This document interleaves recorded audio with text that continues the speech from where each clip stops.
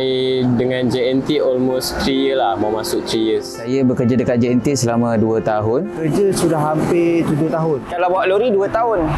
Daripada staff gateway 4 tahun lah. So total 6 year lah. 所以到现在来讲，差不多就要4年了。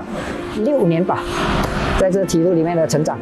Masa permulaan JNT buka pun, kita orang pun tak tahu JNT ni buat apa sebenarnya. Sebab belum ada pasar.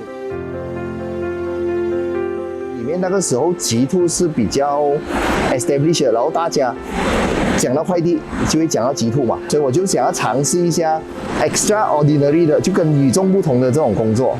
我是看了趋势，研觉得这个行业是可以的。 Tengok macam JNT ni, at that time macam lebih systematic and stable lah.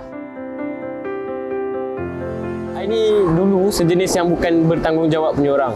Tapi once bila I dah masuk JNT punya company ni, dia ajar I tanggungjawab. You mesti handle sendiri, mesti selesaikan sendirilah. Tanggungjawab, amanah, disiplin. Disiplin paling penting lah. Saya diberi peluang untuk naik team leader dekat Gateway. Kat situ saya mula belajar untuk handle tim yang kecil.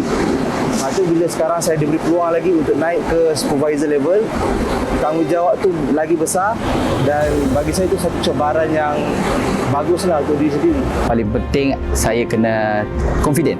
Saya kena menunjukkan contoh yang baik kepada saya punya downline. Pada saya, kalau saya tak betul, saya punya downline pun tak betul.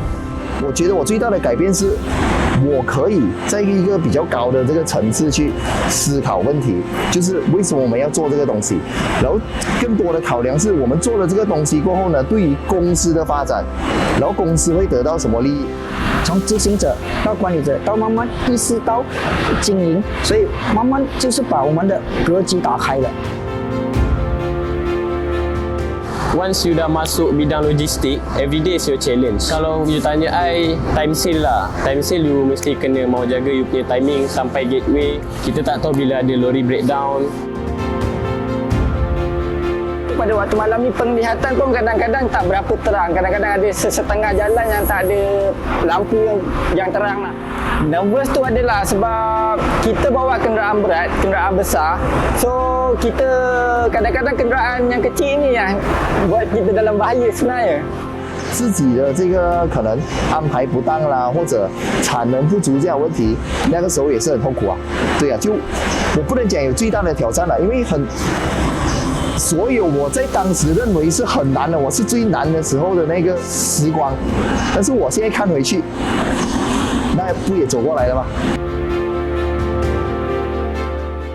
Semasa first nak buka gateway PJS 998 dengan PJS 900, sebab keadaan dengan manpower yang baru, kita orang nak kena ajar dia orang daripada A to Z.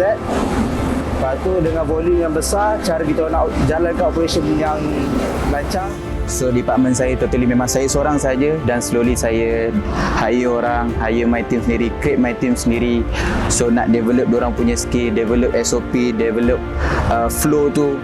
虽然我们是小白 ，OK， 极兔愿意培养我们，愿意给我们机会。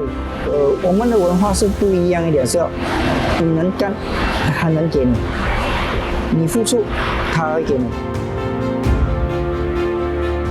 I share with my team yang daripada kosong, yang tak pernah tahu pasal courier, tak ada experience courier, tak pernah bekerja dalam keadaan environment yang fast pace.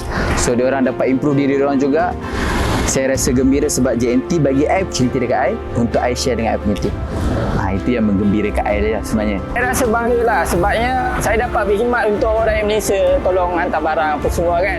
Dapat memudahkan pengantaran, dapat berkhidmat untuk masyarakat tu rasa gembira lah. 打造它到市场上 ，OK， 大家想到仓储就想到 JNT 云厂，每个想到快递就想到 JNT Express。 2022年加入到现在，我熟悉的面孔很多都还在。